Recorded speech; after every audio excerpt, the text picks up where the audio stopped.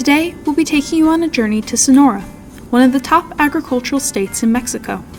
Ranked 6th in the world for its extensive irrigation infrastructure, Sonora is facing intense water stress from overconsumption of renewable water resources, leading to aquifer depletion and environmental degradation.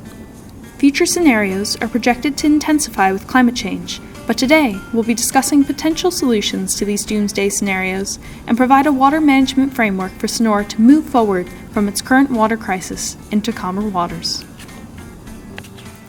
In order to understand the agricultural practices of Sonora, let's first explore the history of land use of the Yaqui Valley. Located just northwest of the Mexican coast in the state of Sonora, the Yaqui Valley is one of the most extensively managed agricultural regions in the country. Known as one of the country's most productive breadbaskets, this region holds an estimated 225,000 hectares of irrigated wheat-based agriculture. With its heavy irrigation system and fertilizer rates, the Yaqui Valley farmers have become some of the top wheat producers in the world.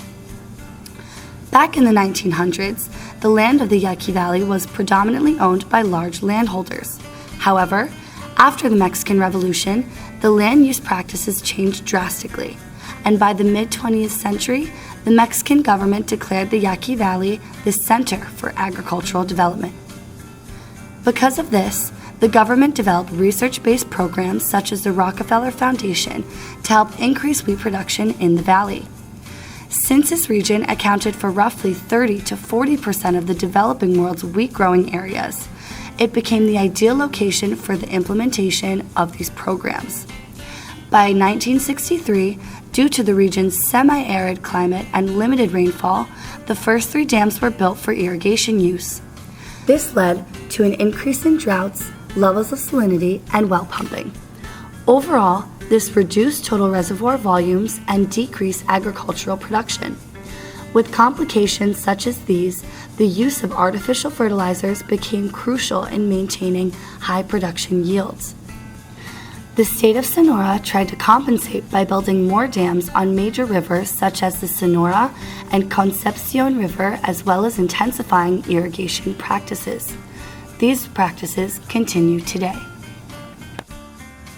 Sonora plants wheat more than any of the crops currently produced in the state, including alfalfa, safflower, asparagus, garbanzo beans, grain corn, walnuts, potatoes, sorghum grain, and grapes. Wheat consists of over 62% of the harvested land area. It is a relatively efficient crop at converting water into marketable plant yields compared to less water-efficient crops like grapes and asparagus, as can be seen in the diagram. However, total water consumption for wheat far exceeds water allocated to any other cultivation. This presents an opportunity for farmers to reduce water consumption by planting crops that are more efficient at converting water into harvested products than wheat. One option is to plant garbanzo beans. Garbanzo beans currently only compose 5% of harvested land areas in Sonora. However, they are the most efficient of the top 10 crops produced in the state at converting water into vegetative yield. If farmers were to plant garbanzo beans in place of all the wheat produced in the state, it would cut water consumption down to 1/3 the amount it would take to water wheat alone. Not to mention, farmers would see increased profits of 350% for each ton of yield produced. With these increased prices, it might not be so hard for Mexico's breadbasket to move production away from wheat. Beyond crop choice, there are other ways to conserve valuable water resources.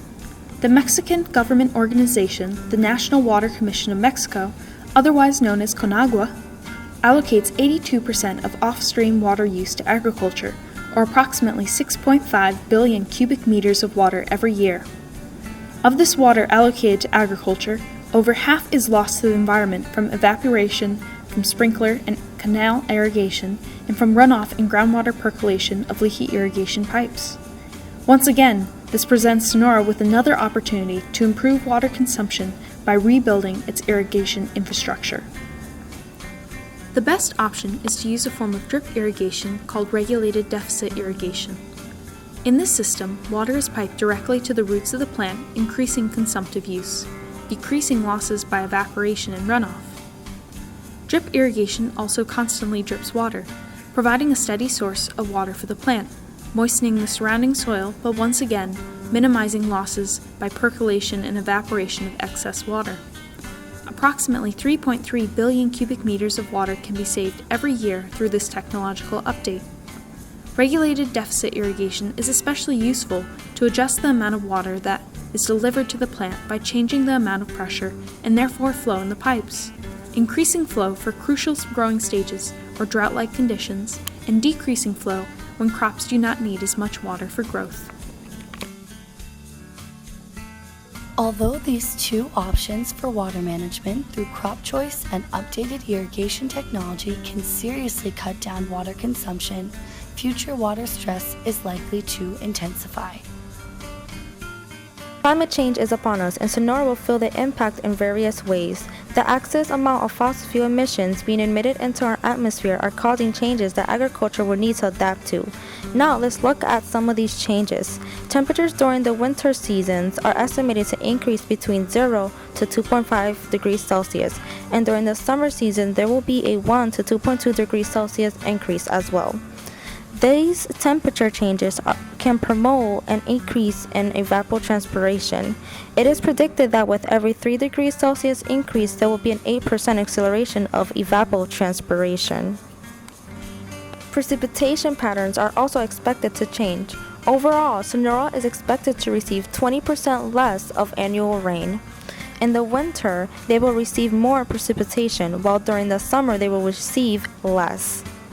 However, when you look at average monthly temperatures and precipitation since the 1900s, you already see the effects of climate change.